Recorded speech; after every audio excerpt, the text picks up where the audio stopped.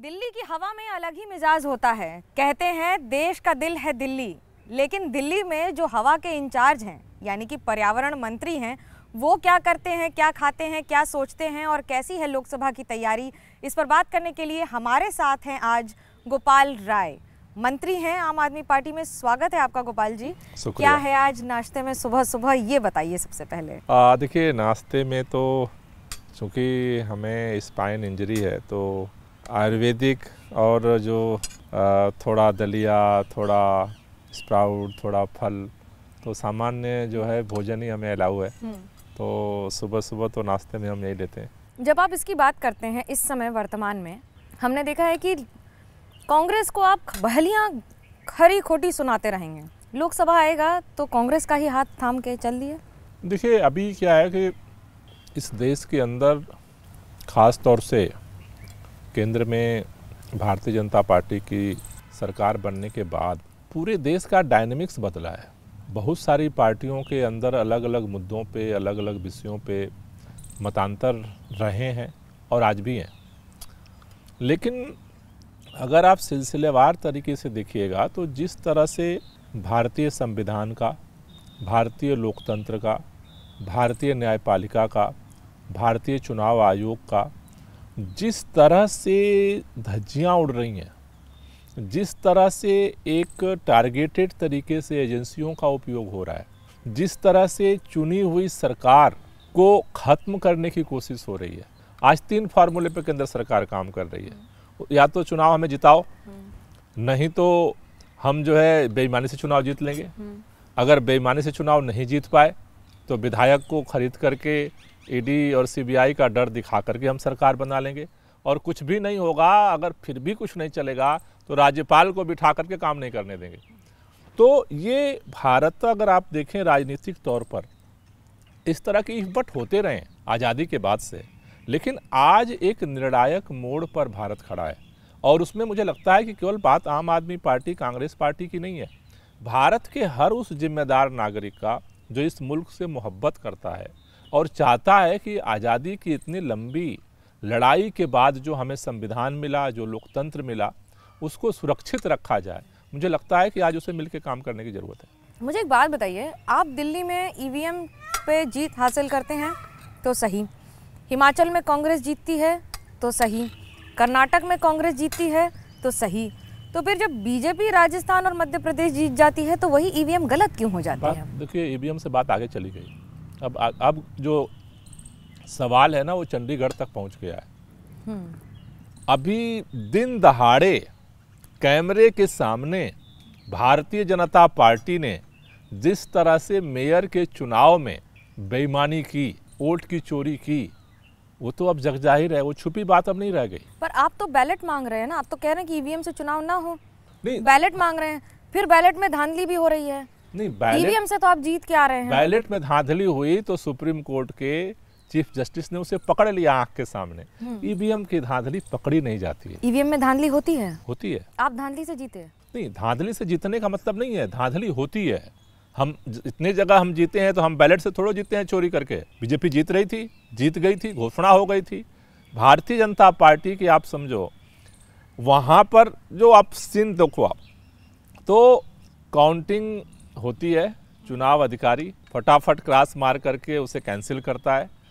3 लोग बैठे हुए हैं पीछे, जिसको घोषित करता है, उसको उठा करके ला करके चेयर पे बिठाते हैं, जीत गया, जीत गया। और भारतीय जनता पार्टी के राष्ट्रीय अध्यक्ष तुरंत ट्वीट करते हैं।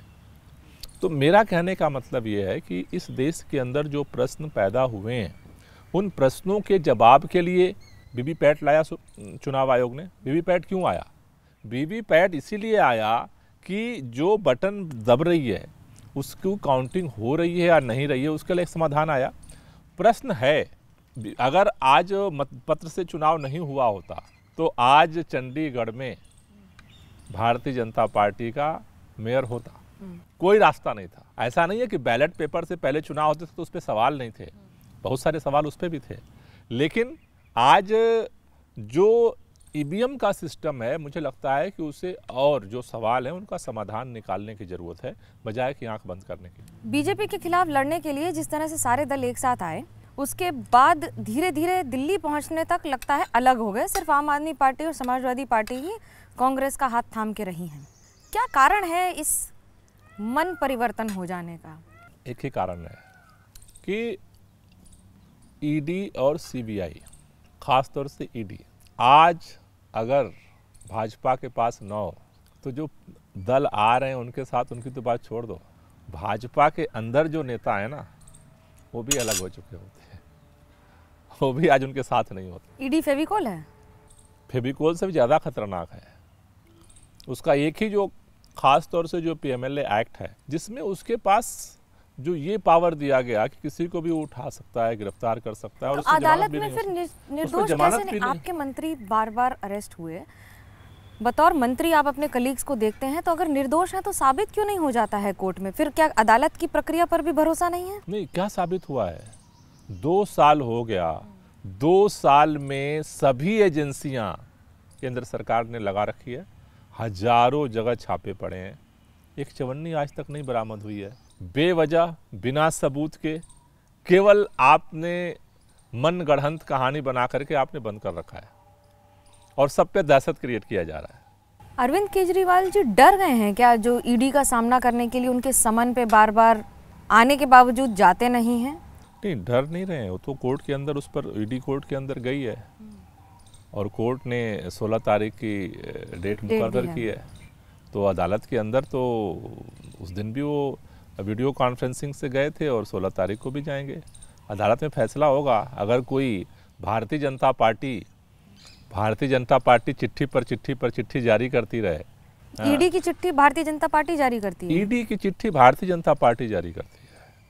आप ईडी को जिस दिन चिट्ठी जारी करनी होती है उसके पहले से ही भाजपा के नेता बोलना शुरू कर देते हैं। उनको कैसे पता चलता है? नहीं तो आप भी कहते हैं कि 1 हफ्ते में हमारा ये नेता गिरफ्तार हो जाएगा। हाँ, तो हम कहते 5 दिन में हमारा ये नेता गिरफ्तार हो जाएगा। हम कहते हैं ना, तो मतलब कि वो बात है, हमें पता चलती है तभी तो कहते हैं। तो तब आपको ईडी में आपके सूत्र हैं? नहीं, ईडी में सूत्र नहीं है। बात सवाल ये है कि जब वो चीजें होती हैं तो ऐसी चीज तो नहीं है कि सब लोग जो है आज सरेंडर कर दिए हैं। इस देश का भला सोचने वाले भी कुछ लोग हर जगह हैं, आज डर के मारे बोल नहीं रहे। मीडिया के अंदर भी अच्छे लोग हैं। बीजेपी के खिलाफ बोले वो अच्छा, बीजेपी के खिलाफ बोले वो अच्छा की बात नहीं है।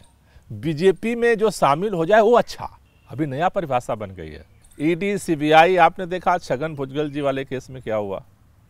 सीबीआई और ईडी ने जब वो बीजेपी ज्वाइन कर ली, बोले उनकी फाइल गायब हो गई। अभी आदर्श घोटाले में जो पानी पी करके भाजपा गाली देती थी, वो अशोक चौहान जी राज्यसभा के जो है वो अब तक तो भ्रष्टाचारी थे। अब तक ईडी सीबीआई सारा कुछ चल रहा था, भ्रष्टाचार मुक्त भारत चल रहा था। जिस दिन बीजेपी में शामिल हो गए उस दिन वो महान हो गए। तो अभी जो आप साफ तौर पर देश में दिख रहा है कि भारतीय जनता पार्टी कानून का, एजेंसियों का, हर चीज का अपने सत्ता की भूख के लिए उपयोग कर रही है। मुझे लगता है वो ठीक नहीं है। बीजेपी कहती है कि आम आदमी पार्टी राम मंदिर का मुद्दे पे अगर साथ नहीं आ सकी तो हनुमान जी का जाप और हनुमान चालीसा बढ़िया पढ़ी है, जहाँ जाओ हनुमान जी को याद करो, कम से कम वो तो पार लगा ही देंगे। देखिए, ऐसा है कि भारतीय जनता पार्टी के लिए कोई भी मुद्दा सत्ता का मुद्दा है, सत्ता पाने की सीढ़ी है। हमारे लिए श्रद्धा का मुद्दा है। श्रद्धा के लिए कोई हनुमान जी की पूजा करता है भारत में, कोई शंकर जी की करता है, कोई गणेश जी की करता है, कोई शक्ति की पूजा करता है। सबके अपने अपनी श्रद्धा है। उस आत्मा तक जाने के लिए लोगों के बहुत सारे रास्ते हैं और अपने अपने श्रद्धा के अनुसार लोग काम कर रहे हैं। अच्छा, आप करें तो श्रद्धा और वो करें तो नाटक? नाटक नहीं, सत्ता की सीढ़ी, दोनों में फर्क। अच्छा, वो करे तो सत्ता, बीजेपी करे तो सत्ता और आम आदमी पार्टी करे तो श्रद्धा? नहीं, सत्ता की सीढ़ी बना रखा है ना उन्होंने। उसके लिए देखिए 2 चीजें होती हैं, एक श्रद्धा करने के लिए। नहीं लगता कभी राम और हनुमान को लेके किसी भी पार्टी के द्वारा इतनी राजनीति अशोभनीय है? नहीं, मेरे ख्याल से देखिए 2 चीज़ें हैं। भारत में लोग सरकार क्यों बनाते हैं? इसलिए बनाते हैं, राजनीति किस लिए है? पूजा करने के लिए। भारत में अनंत काल से लोग आध्यात्म के चरमोत्कर्ष तक पहुँचे हैं। हिमालय के कंदराओं में लोगों ने जिंदगी बिता दी, उसके लिए किसी पार्टी की जरूरत नहीं थी। तब ये पार्टियाँ पैदा भी नहीं हुई थी जब भारत अपने आध्यात्म के शिखर पर था।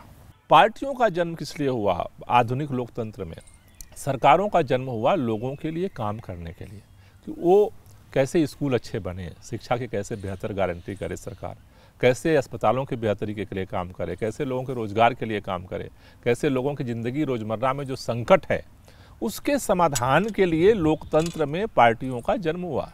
मुझे लगता है कि सभी पार्टियों को इस पर फोकस करने की ज़रूरत है और इसमें जो बेहतर करेगा उसके लिए उसको लोग समर्थन देंगे। पंजाब में आपकी सरकार है और सरकार के काम पर कई सवाल उठते रहे हैं। यहाँ तक कि सवाल उठे हैं कि विदेशी ताकतों की मदद से पंजाब में बहुत सारे कामों को अंजाम दिया जाता है। ये सुनते हैं तो आप क्या सोचते हैं? देखिए, ऐसा है कि आज जिस तेज़ी के साथ दिल्ली में तो हमने काम किया ही था, बिजली, पानी, स्कूल, अस्पताल बहुत सारे, लेकिन हर आदमी कहता था कि दिल्ली तो छोटा राज्य है, यहाँ तो हो सकता है, पंजाब में नहीं हो सकता। आज पंजाब में लोगों को बिजली फ्री मिल रही है, लोगों के खेतों तक पानी पहुँच रहा है, वहाँ पे मोहल्ला क्लिनिक खुलने शुरू हो गए, वहाँ पे स्कूलों में बदलाव शुरू हो गया।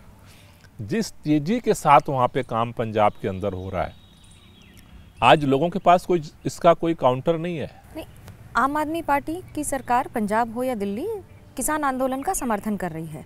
इस बात में कितनी सच्चाई है कि विदेशी ताकतों की मदद करने के लिए आप किसान आंदोलन को देश में एक छवि बनाने के लिए समर्थन कर रहे हैं? देखिए, पहली बात क्या है कि भारतीय जनता पार्टी पिछली बार अगर किसान आंदोलन को आप देखें, करीब 1 साल जाड़ा, गर्मी, बरसात में किसान सड़क पे पड़े रहे।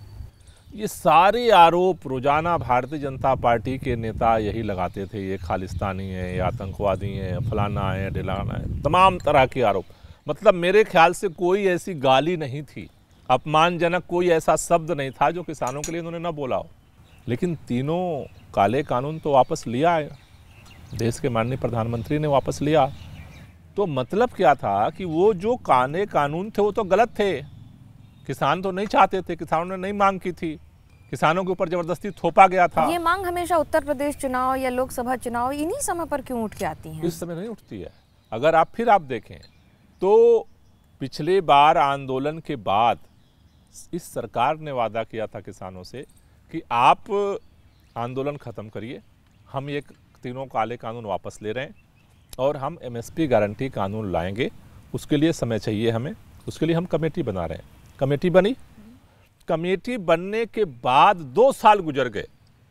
2 साल से किसान इंतजार कर रहे हैं, 1 दिन, 2 दिन, 4 दिन, 10 दिन नहीं, 2 साल। आखिरी संसद का सत्र भी खत्म हो गया, उसके बाद किसानों ने अपनी बात उठानी शुरू की कि भाई आपने कहा 2 साल बीत गए, कमेटी बैठी रह गई, संसद का सत्र खत्म हो गया, आप कब वादा पूरा करोगे? आप अब न बोले तो कब बोलें वो? अब जब चुनाव आ रहा है, क्योंकि आम आदमी पार्टी को बीजेपी का सबसे बड़ा विकल्प देखा जा रहा था देश में, तो क्या आज भी आपको लगता है वर्तमान स्थिति में प्रधानमंत्री नरेंद्र मोदी के खिलाफ आम आदमी पार्टी के नेता और क्या अरविंद केजरीवाल ही सबसे बड़ा विकल्प है मोदी के खिलाफ, या कांग्रेस भी है अभी लड़ाई में? देखिए, पहली बात यह है कि अभी 2 परिस्थितियाँ हैं। एक है पूरे भारत की स्थिति, लोकसभा चुनाव के अंदर आज की स्थिति में जो भी इंडिया गठबंधन में पार्टियां शामिल हैं, सभी मिलकर के इसका विकल्प बनाने का प्रयास कर रही हैं। लेकिन सैद्धांतिक तौर पर उत्तर भारत के अंदर जो आज परिस्थिति बनी है, भारतीय जनता पार्टी के सामने आम आदमी पार्टी ने जिस तरह से दिल्ली तो अगर कहें देश की राजधानी है, प्रधानमंत्री, केंद्र सरकार पूरी दिल्ली में बैठी है, लेकिन लगातार देश में 2 बार सफल जो है सरकार बनाने के बावजूद दिल्ली के अंदर भारतीय जनता पार्टी 70 में से जो है वो 8 सीट पे सिमट जाती है। तो यहाँ से लोगों को ये बात समझ में आती है कि भारतीय जनता पार्टी के पास आम आदमी पार्टी का जो काम का जो राजनीति है उसका उनके पास काट नहीं है। पंजाब के अंदर हम सफल होते हैं। दिल्ली की हवा में बड़ा जहर है, पर्यावरण मंत्री हैं आप, तो क्या हम ये माने कि आने वाले दिनों में कुछ ऐसे कदम उठाए जाएंगे जिनसे कम से कम इस बार की गर्मी और आने वाली सर्दी थोड़ी बेहतर होगी सांस लेने के लिए? देखिए, अगर हम देखें तो दिल्ली के अंदर पूरे देश के अंदर बहुत सारे शहर हैं जो प्रदूषित हैं, दिल्ली से ज़्यादा प्रदूषित है। लेकिन दिल्ली एक ऐसा शहर है, एक ऐसा राज्य है जहां लगातार प्रदूषण को कम करने के लिए इनिशिएटिव ले रही है। अरविंद केजरीवाल जी की जब सरकार बनी दिल्ली में 2015 में 365 दिन में से ऑन रिकॉर्ड है, 365 दिन में से केवल 109 दिन थे जब हवा की स्थिति अच्छी होती थी। हमने काम करना शुरू किया, हमने व्हीकल पोल्यूशन को कंट्रोल करने के लिए काम करना शुरू किया। आज मेरे ख्याल से जितनी हमने इलेक्ट्रिक बसें दिल्ली की सड़कों पे उतारी है, देश में किसी राज्य में नहीं। तो इस तरह से जो हमने काम किए, बेसिक जो काम किए, लॉन्ग टर्म काम किए, उसका परिणाम क्या है? पिछला साल जो गुजरा है, अगर नवंबर दिसंबर के 2 महीने को छोड़ दें तो 109 दिन था हमारे पास। अब 365 में से पिछले साल 206 दिन अच्छे रहे। तो सारा जो पहले आप कहते थे पंजाब से आता है, पंजाब भी आपका हो गया, तो फिर कहाँ से आता है? जम्मू कश्मीर, पाकिस्तान से हवा खराब आ रही है? नहीं, पंजाब से जो आ रही है उसको भी ठीक कर रहे हैं। आपको बताएं, पिछली साल, अभी पिछले जो साल गुजरा है, 1 साल के अंदर पंजाब के अंदर हमने 50% से ज़्यादा पराली के केस कम कर दिए 1 साल के अंदर। उस पर भी काम कर रहे हैं। लेकिन दिल्ली के अंदर बात केवल पराली की नहीं है, थोड़ा सा क्या है ना, वो तो एक ऊपर से बात चलता है जुमला। आप ही कहते थे, हम भी कहते हैं। जब तक आपकी सरकार नहीं थी पंजाब में, आप बढ़िया कहते थे कि ये वहाँ से हवा आ रही है जी, यहाँ से हवा आ रही है। आज भी आती है। सरकार आ गई तो अब हवा भी कहीं और से आने लग गई। वहीं कहीं और से नहीं आई, वहाँ से 50% पोल्यूशन जो है कम होकर 50% हो गया। 50% वहाँ कम होकर के आ रही है। पिछले साल जितनी केस होते थे, पिछले साल ऑन रिकॉर्ड है 50% केस कम हो गए। अब लोकसभा चुनाव में आप कांग्रेस साथ में लड़ रही हैं और आप कांग्रेस कई अलग अलग राज्यों में भी लड़ रही हैं। फाइनल आंकड़े कितने हैं आम आदमी पार्टी के? बीजेपी कह रही है हम 400 पार जाएंगे। देखिए, बीजेपी का तो चले तो वो 600 पार चली जाए, उसमें क्या दिक्कत है। लेकिन जो उसकी बेचैनी है, 400 पार वो जा रहे हैं, लेकिन फिर भी नीतीश जी चाहिए उनको। जब 400 पार जा ही रहे थे, नीतीश जी को लेने की क्या ज़रूरत थी? अगर 400 पार ही जा रहे हैं तो हर जगह पर इतने तोड़ फोड़, खरीद फरोख्त, बेईमानी करने की क्या ज़रूरत है? अगर 400 पार ही जा रहे हैं तो सारे जो दूसरे पार्टी के लोग हैं उनको ईडी सीबीआई की फाइल खोल करके अपने में ज्वाइन कराने की क्या जरूरत है? आपकी कितनी सीट आ रही है? नहीं, हम तो देखो 23 सीटों पे आम आदमी पार्टी जो है अपने कैंडिडेट उतार रही है और सभी जगहों पे मजबूती के साथ हम लड़ेंगे और जनता का जो आदेश होगा सर माथे पर। जनता ही जनार्दन है, जो जीतेगा वही सिकंदर कहते हैं ना उसको। धन्यवाद गोपाल राय जी हमसे बात करने के लिए। फिलहाल आज इस एपिसोड में इतना ही। अजी चाको के साथ, मनोज अधिकारी के साथ मुझे मनोज्ञा लोईवाल को दीजिए इजाज़त। खबरों का सिलसिला एबीपी न्यूज़ पर जारी है।